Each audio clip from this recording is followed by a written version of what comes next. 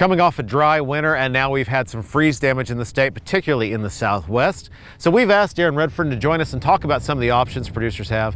Daren, a lot of producers, especially down in the Altus area, are trying to figure out what they've got in the field still. I guess there's a point they're looking at forage production. Let's talk about that a bit. Yeah, it's with the freeze damage, what they've noticed, they're going to notice obviously a lack of grain production, and then so the options they've got now or how can they salvage some of the value of the forage they've got. We've been getting some questions lately about what's the, how do you know how much forage is available out in a pasture? All right, now you've got a method here to help us kind of estimate how much you've got.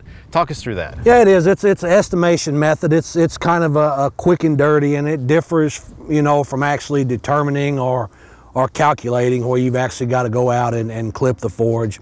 But this relationship is based on the height of the plants versus yield.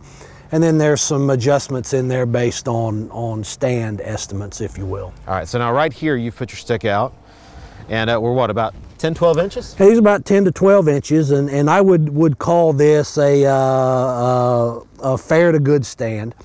Okay. Fair to good stands, the yield of those are going to be somewhere between 200 to 300 pounds per inch. So if we do some quick math, we're looking at somewhere around a ton to ton and a half of forage in this particular area. Okay. That's going to be important because the variation that the producers look at several areas through the field. Yeah, if we go over here just a couple inches, you're down at 6 inches. Yeah, that particular area back over there, I would call that probably a poor plot, which means that the inch thing will still work, but the yield is going to be 100 to 200 inches, so the yield will be about half. Right, so of course this is an estimate. It's not a determination of what you're definitely going to have, but I guess for producers it's a tool to help plan for what's next. Oh, it is. The advantage of this is that it's very quick. The disadvantage is there's a lot of error associated with it. All right, Daren, while we have you, I want to step over here and talk a little about pasture as well. Okay. So let's come this way.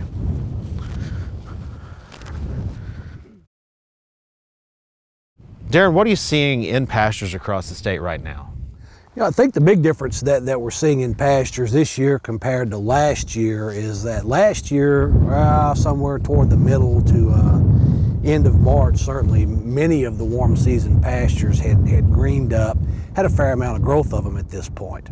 Early in the year, we kind of thought we were going to see the same thing this year, but weather kind of came back and gave us a little bit of dose of reality, and so a lot of them had slowed back down to something that's going to be a little bit more normal. So right now we're seeing just the beginning of a lot of the warm season pastures to begin growth. Now the good news with that is that we've had some moisture here recently.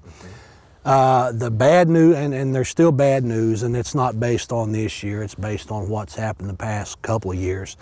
This year our pastures, even though they're beginning to green up, there is a substantial amount of moisture in the soil compared to the past couple of years. The thing that will happen is that a lot of the drought conditions are not going to disappear this year, even though we may get normal precipitation. So the growth this year is going to be dependent on what's happened the past 2 years. Okay, so the stores they've got built up. Yeah, carbohydrate reserves, a lot of the pastures are thin, so even though they're greening up, they still need an opportunity to recover some. All right, so that's talking a bit about the plants we do like, but what about the weeds? What are we seeing out there in terms of weeds? Yeah, last year that was a disaster for a lot of folks. Not that they didn't try to control them, it was just because we had that extremely early spring and the growth got away from a lot of the control issues. And so I think this year with the pastures being thin, a lot of weeds weren't controlled, or because of the dry weather, we didn't get good control on them. So I think this year we will see quite a number of additional weeds or weed populations occurring in these pastures. As an example, if you look here, you can see some Bermuda grass that's beginning to green up, and then a lot of the weeds are just now beginning to emerge also. So I think if you look at more of a normal window of control for most of the weeds, typically we see that about end of April to early May. Where most of the weed seed have germinated, the grass has got a substantial amount of growth on it, and that looks like about the same pattern that we're going to be in this year. So I think growth this year will be more normal.